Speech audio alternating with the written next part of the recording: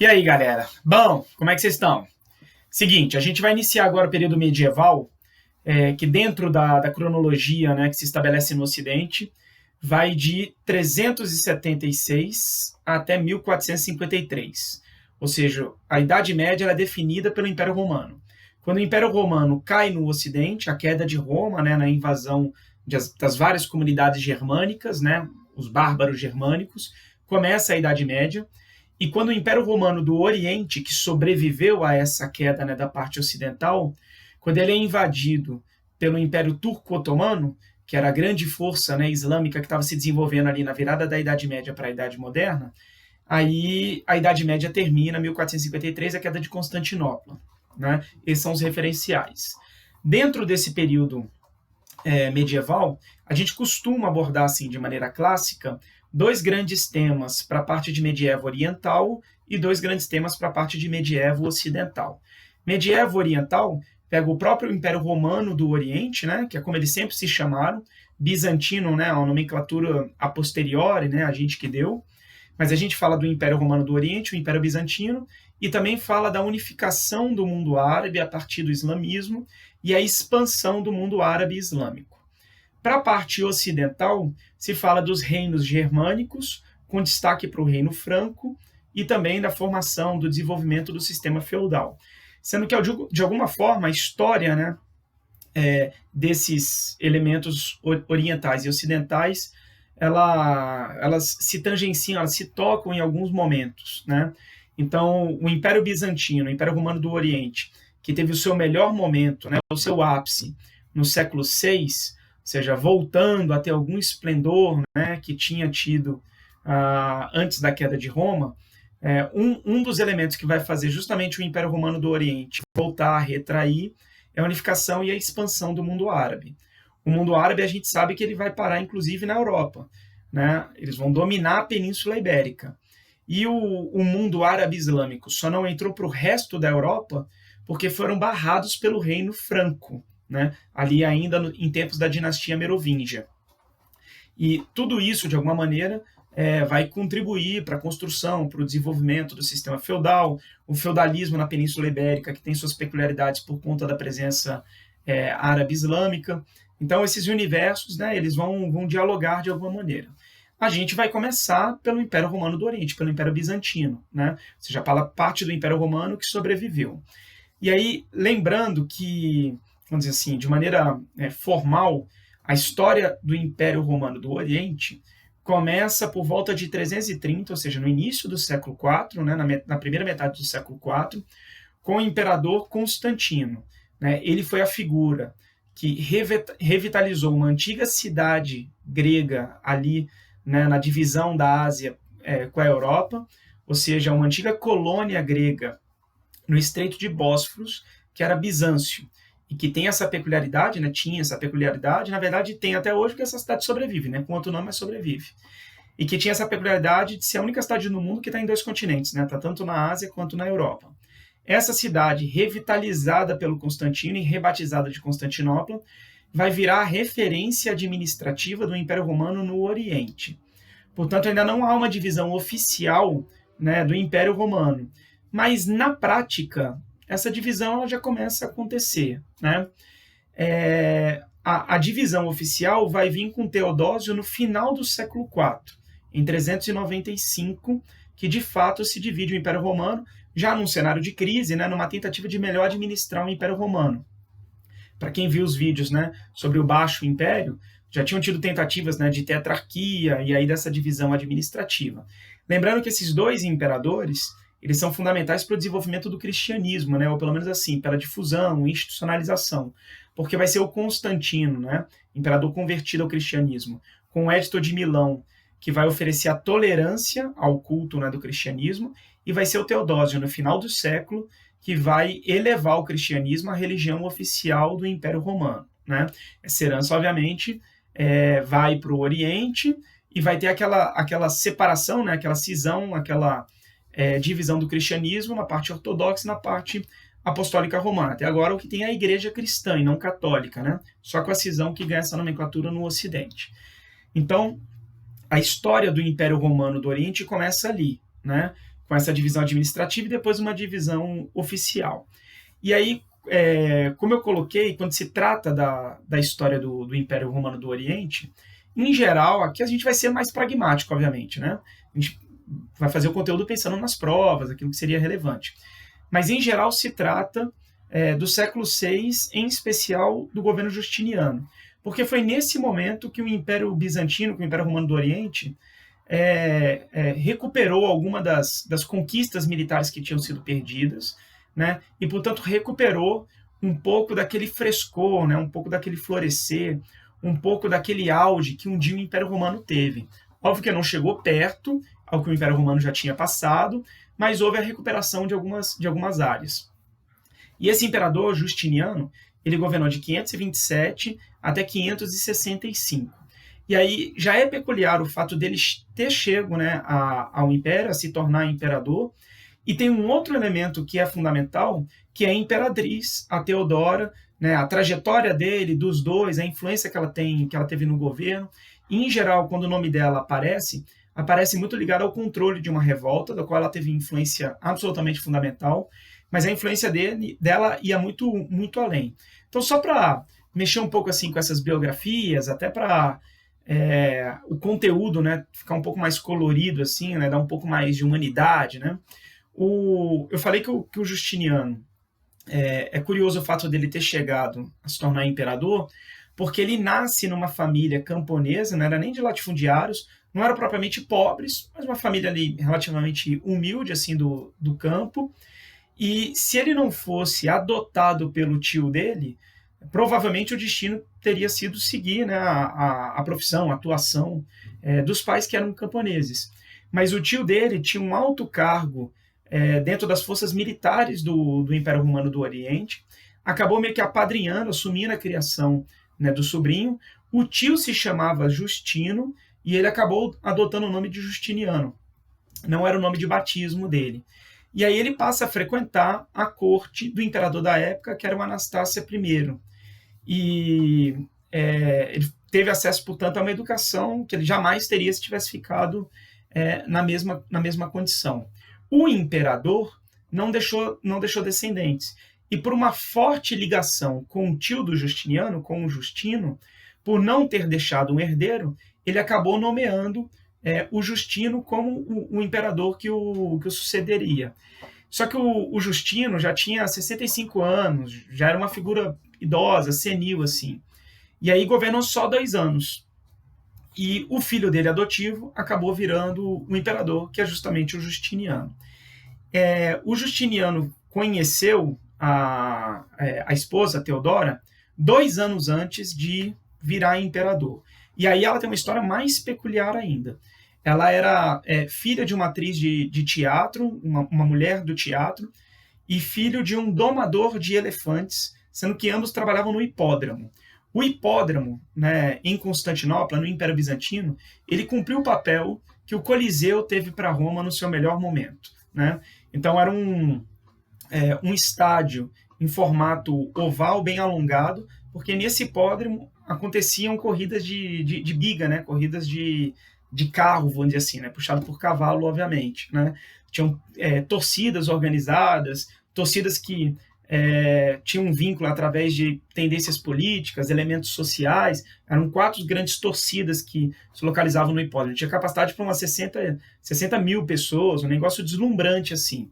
E ali aconteciam, né, as principais festividades, comemorações, rituais, coroação dos imperadores, né? Assim, os grandes eventos de Constantinopla e do mundo bizantino aconteciam lá. E o pai da Teodora, ele era domador de elefantes, a mãe era envolvida com teatro. Ela perde o pai aos 5 anos de idade, a mãe acaba tendo um novo casamento, um novo marido, né, o padrasto da Teodora, também vai arranjar ali o trabalho de domador de elefantes, e a mãe vai passar para as filhas, inclusive a Teodora, essa arte da imitação, da dança, porque assim, não tinha diálogo, né? Ou seja, imagina um estádio desse, né? Um cenário como esse, um estádio mesmo, né? Então era muito pelos gestos, né? Então através de danças, e ela também se torna atriz. Ela se tornou a principal estrela do hipódromo, dos eventos, aos 15 anos de idade. E como era comum para o período, não era uma regra, mas como era comum, ela virou cortesã, virou uma dama de companhia, virou prostituta, né? Ali por volta dos 15 aos 16, 17 anos. Ela acabou tendo uma proximidade com um governador, né, de um reinozinho que fica na atual Líbia, e aí saiu de Constantinopla, sai do Império Romano e se muda com ele para esse reino, né, reino banhado ali pelo mar Mediterrâneo, na atual Líbia, onde eram os fenícios, cidades fenícias, as antigas cidades fenícias. Acaba se separando dele, volta para o Império Bizantino, para Constantinopla, vai viver perto de Alexandria, e aí ela vai adotar uma das seitas do cristianismo consideradas heréticas, que é o que a gente vai falar melhor daqui a pouco, que eram os monofisistas, ou seja, era o pessoal que discordava, né, da noção de tríade de Jesus, que ele é Pai, Filho e Espírito Santo, né? Considera que ele era apenas só espírito, só a própria natureza divina, que ele não tinha nada de carnal, nada de humano. Isso para Roma, para o Vaticano, para o papado, foi considerado uma heresia porque não era a visão oficial da Igreja Católica. Esses debates teológicos, mas divergências políticas, vão gerar, inclusive, vão contribuir para o cisma do Oriente em 1054.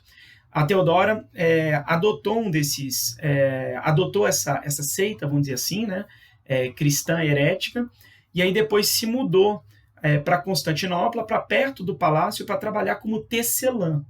E aí é nessa situação, circundando ali as áreas do palácio, que ela conhece o Justiniano. Isso quando o tio dele estava virando imperador, 2 anos depois ele morreria, ele seria coroado, já casado com ela. Ela tinha 21 anos de idade. Tudo isso, e ela só tinha 21 anos de idade. Né? O que você fez na sua vida? Pause esse vídeo e pense agora. Né? Eu tenho 17, 18 anos. Meu Deus, que seita herética eu adotei? Nenhuma. Né? Não se casou com um governante de um reino na Líbia, né? Não trabalhou como atriz em hipódromo, não fez nada da sua vida. Né? Inútil! Né? Agora vamos voltar à normalidade, né? Depois dessa ofensa gratuita em ambiente virtual, né? Eles a princípio não poderiam se casar, porque apesar dela não exercer mais a profissão de prostituta, e no Império Romano era legalizado, né? Haviam regras e ela vai contribuir muito depois para lapidar essas regras em relação à prostituição. Apesar dela não ser mais prostituta, havia uma regra que vetava que funcionários do governo, e aí o Justiniano, né, já tinha cargos no governo, por influência do tio, obviamente, que a essa altura estava virando imperador, eles não poderiam se casar. Só que aí o tio, imperador, mudou a regra, eles se casaram, né? O tio morre, ele é coroado, e aí é sensacional isso, né? Porque é o cara que era para ser um camponês, né, ao lado de uma atriz prostituta de uma seita herética, estão entrando agora no hipódromo, sendo coroados imperador e imperatriz do Império Bizantino. E o Justiniano ele já começa uma política expansionista já muito forte, né? É legal lembrar que nesse cenário do Oriente, o mundo árabe é um mundo fragmentado, então apesar de partes do mundo árabe serem bem estratégicas para comércio, como por exemplo Meca, e a gente vai ver isso melhor na aula sobre árabes, os árabes não eram uma força política, né?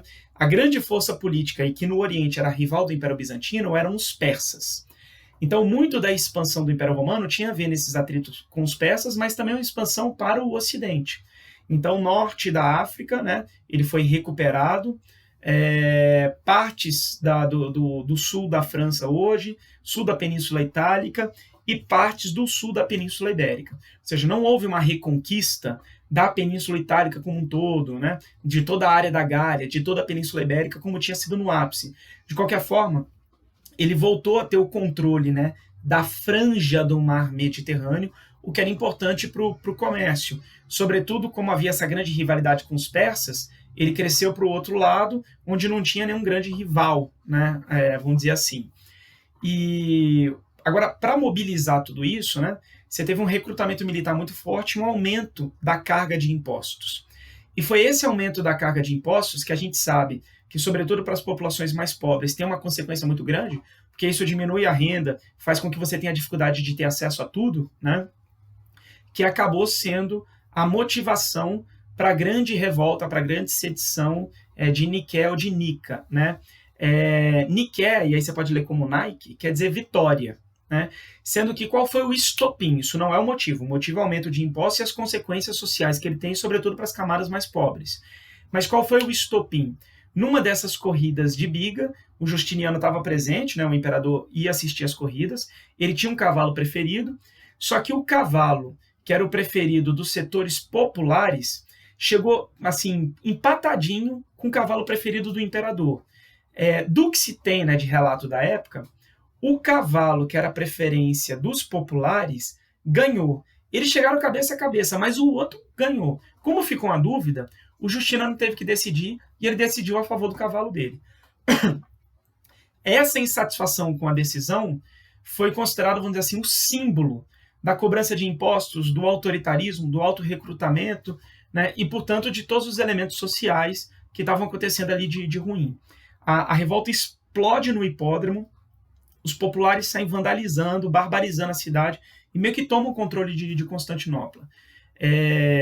O imperador pensou realmente em renunciar, em abdicar, porque se exigia isso.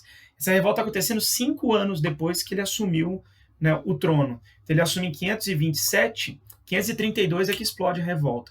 Ele está passando por uma prova de fogo logo no início, né, do governo dele.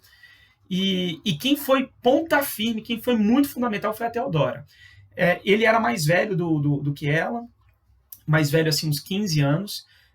O Justiniano, assim, não era uma figura bonita, né? Não era um cara feio, mas não era uma figura bonita que chamava atenção.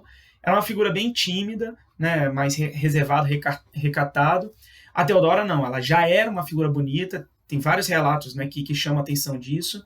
Ela era muito espontânea, muito segura de si, impetuosa, tinha boa oratória, e aí tem uma frase dela para o Justiniano, assim, não vou lembrar aqui na íntegra, né, ipsis literis, mas é algo mais ou menos, ó, se você quiser fugir, foge. Você tem dinheiro, você tem cavalo, você tem navio, você faz o que você quiser, né? Mas um povo que não respeita o seu César, né, não merece nem ficar vivo. Então, se você quiser ir, vai, eu vou ficar e cumprir o meu papel de imperatriz, né? Eu prefiro a cor púrpura da morte do que uma vida envergonhada, né? E aí ele fica, reúne os exércitos, reprime, e assim, para mais de 30 mil mortos, né, na repressão.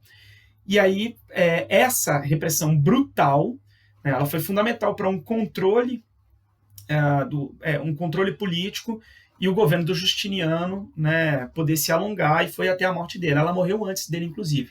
Aí ele vai governar até 365. Quer dizer, isso aconteceu em 300, ó. Isso aconteceu em 532, ele vai governar até 565. Bom, o que tem para dar destaque que é bem fundamental? Tem um elemento jurídico do Império Bizantino que sempre é chamado a atenção e tem que ser chamado a atenção porque reverbera até os dias de hoje. Com isso, esse raciocínio vale mesmo para quando o Império Romano estava em pé todo, né, antes da queda de Roma. Mas com essa extensão de império, ou seja, mesmo não voltando a ser o que tinha sido antes, mas com a extensão, você não vai conseguir garantir o controle de todo esse império se você não tiver uma regulamentação das normas, do direito, da legislação. Isso tem que estar tudo muito bem amarrado. Então, tanto que assim, uma herança do Império Romano é justamente a herança jurídica. O governo do Justiniano organizou o Corpus Iuris Civilis, né? Então é o corpo de direito civil. Lembra que direito civil fala sobre propriedade privada, né? E aí tem 4 grandes livros. Você não tem que decorar os livros, né? Mas os nomes, se você assim conseguir associar, ao ler mesmo numa prova, você meio que reconhece, né? Dá para intuir o significado. Mas um dos livros era o código é o que reúne as leis. Nesse caso, reunia as leis desde o século II depois de Cristo, todas as leis romanas desde o século II depois de Cristo. Aí tem o digesto de digestão, portanto é a interpretação. Então os grandes juristas da época pegavam o código, o livro que reúne as leis, e faziam a interpretação, a exegese dela. Aí você tinha instituta. Instituta quer dizer ensino. Então era um ensino dos princípios jurídicos. Ou seja, não é a lei propriamente dita, mas é o princípio que está por trás dela. Então aquela lei tem a noção de justiça, tem a noção de equidade, tem, né, a noção, sei lá, de rapidez da administração. Aí você explica esses princípios. Esse é um instituta. E tem as novelas de coisas novas. Então são as novas leis que foram aprovadas naquele momento. São esses 4 grandes livros, né?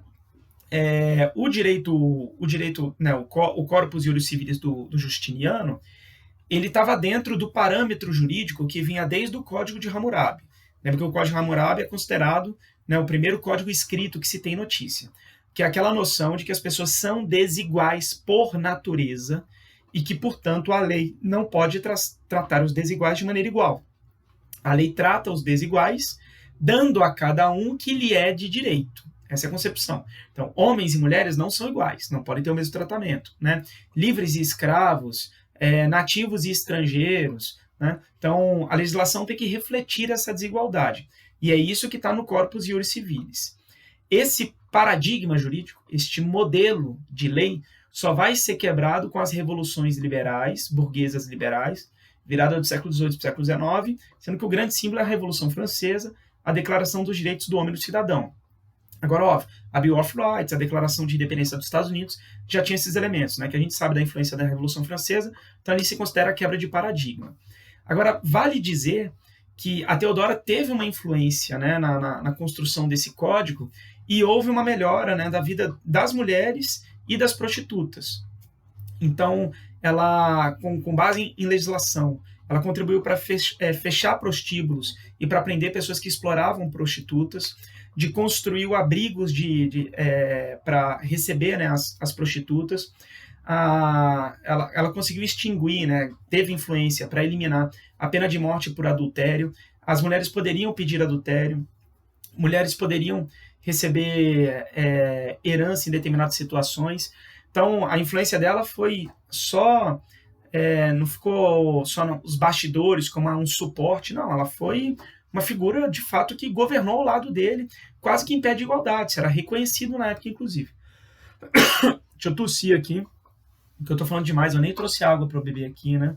Você tem maior vantagem, você pode pausar, me deixar estático, né? Falando no presente, falando no passado da gravação, porém pausado no presente da virtualidade. Caraca, essas reflexões. Então estamos com 22 minutos, dá para seguir um pouquinho, né? Porque a gente tem que terminar nessa aula aqui, então vamos nessa, né? Então o Corpus Iuris Civilis é fundamental. Aí tem que chamar a atenção da influência que o imperador foi tendo na religião, né, dentro do Império Romano. Dentro do Império Romano do Oriente, que é um lugar que tem poder centralizado, né, dentro da figura do imperador. E ele o fato dele ter mais influência, né, no exercício do cristianismo no Oriente, isso vai começar a gerar um atrito com a sede da Igreja Católica, que fica no Ocidente, e que está na parte do Império Romano que caiu, né, que se fragmentou, que está em Roma, o Vaticano, lá o papado, né? Essa influência que o imperador, além de ter o poder temporal, além de governar os homens, ele vai tendo sobre a religião cristã no Oriente, no Império Bizantino, no Império Romano do Oriente, vai ser chamado de Césaropapismo. Então, assim, o bispo de Constantinopla era a principal autoridade religiosa, mas os imperadores vão acumulando também poder sobre a religião, né, e vão tendo influência sobre o bispo de Constantinopla. Isso vai virando Césaropapismo. Quando você junta este elemento político com as divergências doutrinárias, isso vai gerar lá na frente, no início do século, na metade, né, do século XI, o primeiro grande racha, a primeira grande fragmentação do cristianismo. O cristianismo é uma religião fragmentada, né? Então tem essa primeira divisão de católica apostólica romana e de ortodoxa grega. Vale dizer isso, né? O grego era a língua oficial do Império Bizantino. Começa com o latim, depois se torna o grego. Então eles se consideram romanos, não latinos, com uma influência helênica muito forte, né? Então, de fato, uma mistura, fora os elementos orientais. E a influência dos elementos orientais, do mundo árabe, do mundo persa, apesar dos atritos, porque mesmo com a rivalidade há mútua influência, é óbvio que há, né? Essa influência oriental vai muito para a religião e para essas divergências doutrinárias. Então, aquilo que a gente chama a atenção do monofisismo de ser uma heresia, né? Herege é quando você é da religião, porém você a pratica de uma forma que desvia da doutrina oficial da igreja. Então, essa concepção dos monofisistas, de que Jesus tem uma natureza apenas divina, né? Ou seja, não é a lógica do Pai, Filho e Espírito Santo, isso diverge da orientação oficial, isso é considerado uma heresia. A coisa dos iconoclastas. Para as religiões em geral no Oriente, não se cultuam ídolos, não se cultuam ícones, imagens, né? Então, dentro do mundo árabe, por exemplo, lá em Meca, né, na Kaaba, que significa o cubo, tem um jarrozinho assim, né? Vou usar esse vocabulário que eu não sei a palavra em árabe, mas tem um jarrozinho que seria a representação da presença de Alá. Sendo que quando você abre esse jarro, não tem nada. Ou seja, não dá para representar Alá. Né? Ou seja, se Deus é a potência maior que existe, como é que eu reduzo ele a uma forma? Né? Essa é uma diferença muito forte entre o cristianismo, ou pelo menos assim, o cristianismo apostólico romano e as outras que derivaram dele, né? As presbiterianas, as evangélicas, pentecostais e neopentecostais, dessas religiões orientais, em especial do islamismo, né? Tanto que o islâmico ele não escreve Alá, ele não escreve Maomé. Ou seja, se isso aqui é algo sagrado, como é que eu reduzo isso a 3 letras ou uma imagem, né? Então, do ponto de vista da influência oriental dentro do cristianismo no Império Bizantino, né, no Império Romano do Oriente, eu não posso cultuar essas imagens. Só que as imagens eram fundamentais para o culto cristão ocidental, quer dizer, é uma outra lógica. Então, havia a promoção da destruição das imagens. Teve um imperador, inclusive, o imperador Leão III, que autorizou a destruição. E aí você vai criando uma rota de colisão. Isso tudo tem a esfera religiosa, né, doutrinária, teológica, mas também política. Ou seja, eu, imperador, né, quero ser o comandante geral, não me submetendo ao Papa que está em Roma, lá do outro lado. Eu sou um Império Romano. Né? Então, esses aspectos políticos e religiosos, dessas heresias e desse choque entre a autoridade do imperador e a autoridade do Papa, sendo visto como algo externo, vai gerar em 1054 o cisma do Oriente. O primeiro racha, a primeira fragmentação, né, do mundo cristão. A Igreja Católica Apostólica Romana, aqui é que surge o nome católico, essa era a Igreja cristã, né, e a Igreja Ortodoxa Grega, que é o cristianismo que mais se difundiu no Oriente. Ainda lá no governo Justiniano, e também com influências orientais, também fala de elementos religiosos, ou seja, o que começa no governo Justiniano vai iniciar um processo de atrito com Roma, de atrito com o papado, que lá na frente gerou o cisma, tudo bem? Mas o governo dele acabou em 565, o cisma é 1054. A gente está fazendo um salto, mas tem coisas que ele começou, o Césaropapismo e depois as heresias, que somadas vão gerar o cisma. Mas no governo do Justiniano, ele construiu uma das obras mais emblemáticas de Constantinopla e do cristianismo no Oriente, que é a Igreja de Santa Sofia, né? Então, da Santa do Conhecimento, o que já mostra também a influência helenística, né? A racionalidade grega presente. E tem uma influência oriental, porque a base, né, do edifício é uma base circular, né, e não retangular ou quadrada, típica do Oriente. Base circular são os grandes templos do Oriente, os grandes templos persas, né? As mesquitas, né, que vão ser geradas depois no mundo islâmico, também tem base circular. Então, o modo de se pensar, né, se você for pegar as obras do Império Russo, né, também tem essa base circular, faz parte do mundo turco, então representa aquela miscelânea. Né? Então, é um grande legado, assim, mostra, né, uma grande herança arquitetônica, cultural, mas também religiosa do mundo bizantino. Beleza? Bom, o que vai provocar a queda, né? A unificação árabe islâmica através da expansão vai tirando áreas. Tô meio mal, hein, galera? Eu vou dessa para a próxima gravação, eu vou beber uma água, né? Você viu que a gente está acompanhando aqui o entardecer, o crepúsculo, né? Eu adoro fazer aulas no crepúsculo e parece que quem está indo pro crepúsculo sou eu também, né? Porque tossindo desse jeito aqui, né? É um mal do século XX, a tuberculose, né? Óbvio que não. De qualquer forma, a gente está indo para os finalmente aqui do comentário, né? 30 minutos, tá beleza.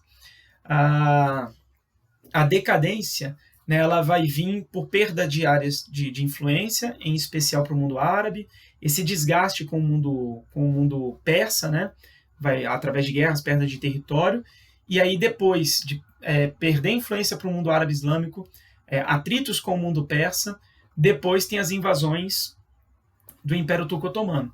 E vale dizer também que as cruzadas elas começam justamente pelo Império Bizantino, cristãos ortodoxos, né, pedindo ajuda para o mundo cristão católico apostólico romano para ajudar numa defesa contra o ataque turco-islâmico. Sendo que, aí, tanto que assim, a primeira cruzada ela passa por Constantinopla para ajudar contra os turcos e depois vai para Jerusalém. A quarta cruzada, que é a cruzada dos comerciantes venezianos, eles vão lá e saqueiam Constantinopla e tomam conta de Constantinopla. Ou seja, a cruzada começa atendendo óbvio que a outras motivações da Europa Ocidental, né?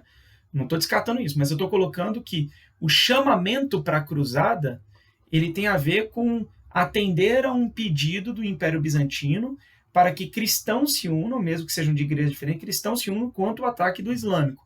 Mas daqui a pouco, né, e é 1204, essa quarta cruzada, daqui a pouco aquilo que era fruto de uma união vai virar saque, vai virar domínio. Ou seja, o Império Bizantino está sendo atacado por todos os lados, e aí a decadência final, o desmembramento dele final, a invasão, a queda de Constantinopla por Mohammed II, né, 1453, o fim do Império Romano do Oriente, e aí o Império Romano do Oriente foi o último império da antiguidade a cair. Olha a longevidade do Império Romano, seja que parte do mundo for, né? A história do Império Romano começa no século VIII antes de Cristo, né, 753, a data da fundação lendária, mas que tem cada vez mais provas históricas de que essa data tem algum fundo, né? Até 1453, do século VIII a.C. até o século XV depois de Cristo, um negócio bizarro, assustador, né? Não é pouca a influência que o Império Romano tem na história da humanidade mesmo. Beleza? Então, com o crepúsculo, com o entardecer, com a queda, né, do dia e de Constantinopla, e com as minhas tosses, ou seja, a minha própria queda, né, eu encerro essa aula sobre o Império Bizantino. Beleza? A próxima, a gente vem com o mundo árabe islâmico sensacional. Abraço!